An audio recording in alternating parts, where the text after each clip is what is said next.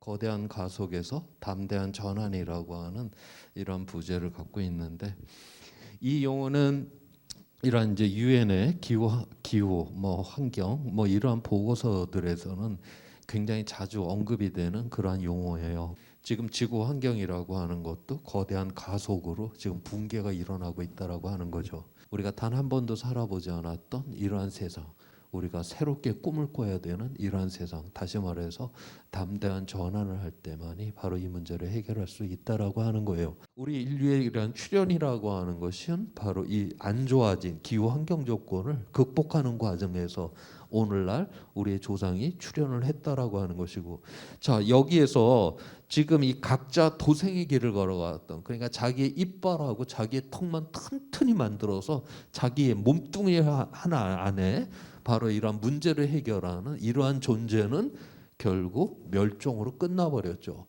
연대를 택했던 우리가 궁극적으로 생태적 최고의 지위까지 올랐다라고 하는 것을 과거의 역사 속에서 지금 이야기를 해주고 있습니다. 자, 이제 인류가 출현할 때 이제 그 기후 조건이었고, 그 다음에 오늘날의 우리의 문명이라고 하는 거는 어떠한 기후 조건에서 이제 출현을 하게 됐나, 그 이야기를 해보도록 할게요. 여기가 지금 현재이고, 그 다음에 여기가 지금 10만 년 전이에요. 그래서 지난 10만 년 동안에 이 북반구의 기온의 변화를 보여주고 있는데, 지금 계산을 해보게 되면 현재보다 한 10배 정도 우리가 만 년 전에 이 빙기 때에는 극단적인 날씨가 많이 발생했었다라고 그렇게 계산이 나와요. 그러다가 2만 년 전부터 해갖고 이 천문학적인 조건이 변하면서 지구가 따끈따끈해지기 시작을 했습니다. 그래서 만 년 전에 보게 되니까 기온이 지금 올라갔을 뿐만이 아니라 기온이 굉장히 안정적이 되죠. 기후가 안정이 됐어요. 만 년 전부터는 저렇게 기후가 안정이 딱 되니까 저때서야 이제 사람들은 씨앗을 심는, 다시 말해서 농업이 저때 출현을 하게 됩니다. 그다음 농업을 이제 하기 시작을 했는데, 이게 그 강하구에는 이 물도 많고, 그다음에 당시는 뭐 인공적인 비료가 없죠. 그 자연적인 비료는 이제 상류로부터 이제 퇴적층이 내려와서 강하구에 다 쌓이잖아요. 그래서 자연적인 비료 성분이 강하구에 또 많고, 당연히 그래서 강하구에는 농산물의 이런 생산량이 많기 때문에 거기에 많은 사람들이 몰려들게 되고, 바로 거기에서 우리는 이제 이런 문명이 조금씩 성장을 하게 되는 이런 세상으로 가게 되었다라고 하는 거예요. 그래서 저 만 년 전 저 이후부터 해서 우리가 신석기, 청동기, 철기 해서 오늘의 문명까지 해갖고 저 만 년 이내 모든 것은 다 일어났다. 그렇지만 인류 전체 차원에서 봤을 때 오늘의 현생 인류는 대부분은 다 구석기 시대를 살았다라고 하는 것이고, 우리가 그렇게 긴 세월에 이러한 문명을 누린 게 아닙니다. 굉장히 우리 인류 역사에 있어서 굉장히 우리는 짧은 시간 안에 누렸던 이 문명의 결과를 지금 우리가 누리고 있다라고 하는 것을 여기서 이야기를 해주고 있어요. 자, 이렇게 이제 우리는 안정한 기후 조건에서 오늘날 이제 문명을 만들어 왔는데, 우리 인간이 스스로 이 기후의 조건을 갖다가 지금 이제 무너뜨리려고 하고 있다라고 하는 거예요. 그거를 우리가 이제 거대한 가속이라는 이런 이제 용어를 쓰고 있는데, 원래 정상 상황이라고 하면 100년에 한 번 발생할 날씨라고 하면 그거는 100년에 한 번 그런 기사를 읽어야지 정상인데, 우리가 그런 기사를 지금 매년 읽고 있잖아요. 우리가 잘 의식하지 못하는 가운데에서 바로 이제 극단적인 날씨가 엄청나게 지금 증폭을 하고 있다라고 하는 건데, 처음에는 이게 뭐 조금씩 이렇게 증가를 했었는데, 이제 최근 들어와서 조금 이렇게 증가율이 커지다가 2000년대 들어와서 증가율이 훨씬 더 이제 높아지게 되는 것이죠.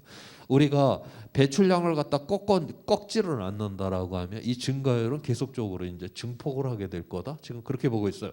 우리가 여기서 지구 평균 기온이 이렇게 상승된다라고 하는 거, 이거는 단순하게 그 크기를 이제 봐야 되는 게 아니라 그 변화의 속도라고 하는 것이 1도냐 2도냐에 따라서 그 변화의 속도가 엄청나게 이제 커진다라고 하는 거, 자연의 그런 변화의 속도에 의해서 그렇게 되게 되면 극단적인 날씨가 이제 엄청나게 증폭을 하는 것이고, 극단적인 날씨가 증폭을 한다, 다시 말해서 물이 부족하다 그러면 가뭄이 들고, 그럼 기근이 일어나고, 생물 다양성의 붕괴가 일어나고, 빙하가 녹게 되니까 해수면이 이제 높아져서 우리 연안에 있는 도시들이 침수를 당하고 해안 가까이 있는 농토에 바닷물이 들어와서 막 못 쓰게 돼버리고 감염병이 더욱더 확산이 되고, 자 그래서 지구 평균 기온이 상승된다라고 하는 거는 바로 그만큼 더 우리의 생존의 기반이 무너져 간다라고 우리는 그렇게 이해를 해야 하는 것입니다.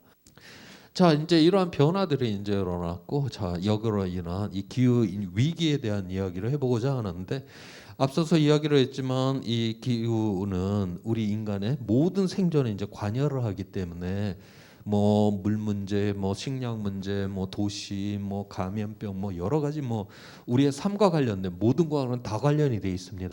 지금 이 그림에서 여기 실선으로 이렇게 돼 있는 거는 건조 한계선이라고 해요. 건조 한계선, 저거는 강수량이 1년 내내 200mm가 이제 내리는 지역입니다. 우리나라 그 강수량이 1년에 한 1,400mm 정도가 되니까 우리나라의 한 7분의 1 정도 비가 내리는 굉장히 건조한 지역을 의미를 하는데, 저 1년에 저 200mm가 농업을 할 수 있는 마지막 한계선이에요. 그래서 우리가 저거를 건조 한계선이라고 합니다.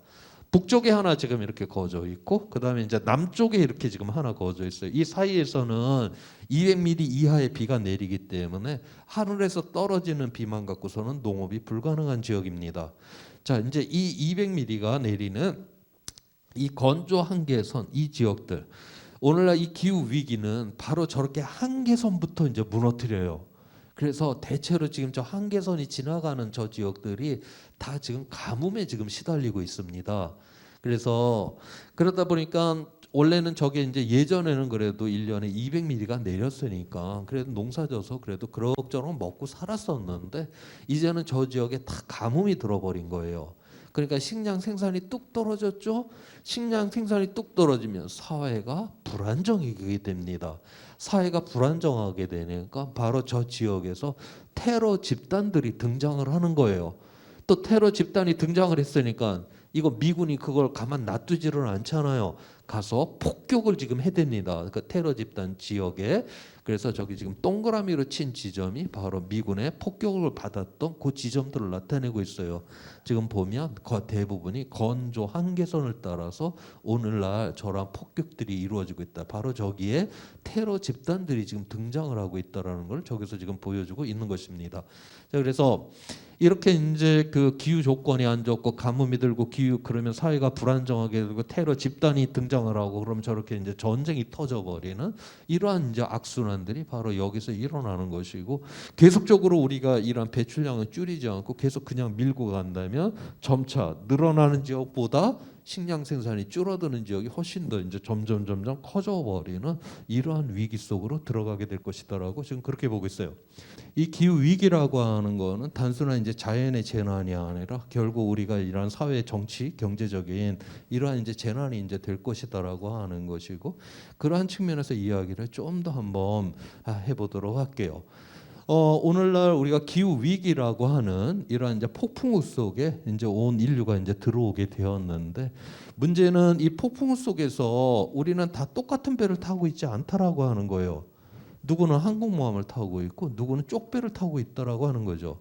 물론 이 기후 위기라고 하는 이러한 이제 이 기후 위기가 극단적이 되는 경우에 저 폭풍우가 저 항공모함도 쓸어 버릴 거예요. 그렇지만 이 시작 단계에서는 바로 저 쪽배와 돛담배부터 무너뜨리게 된다. 다시 말해서 이 세상에 가장 약하고 가난한 곳부터 바로 이 기후 위기가 공격을 하게 되는 이러한 세상, 바로 여기에 정의의 문제가 있다라고 하는 것입니다. 이러한 이제 위기가 있으니까 우리가 이제 대응을 해야 되겠죠. 그 이야기를 해보도록 할게요. 우리 사회 경제가 거대한 가속으로 이제 지난 수십 년 동안 이렇게 성장을 했고, 그 과정에서 온실가스를 엄청나게 많이 배출을 해서 기후 변화가 일어났는데, 우리한테 이제 안 좋은 영향을 미쳤는데, 이 안 좋은 영향이 궁극적으로 지금까지 우리가 힘들게 만들어온 바로 이 사회 경제를 이제 무너뜨리게 될 이러한 판국에 이르렀다는 것입니다. 그러니까 우리가 이거를 끊어내지를 않으면 이제 큰일이 난다라고 하는 것이죠.